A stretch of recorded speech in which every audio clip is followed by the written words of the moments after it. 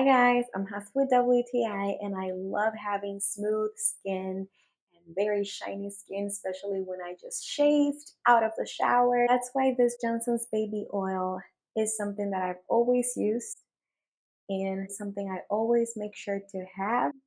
I think it's really good, especially when you just shaved or maybe when you want to add extra shine to your skin for it to look healthier.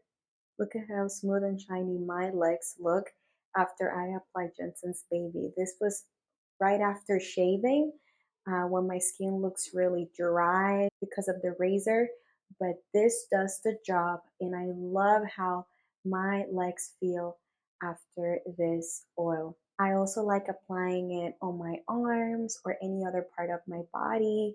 I also use it for when I shave my face because the skin on our face is pretty sensitive, so the oil avoids any cuts when I'm removing my facial hair.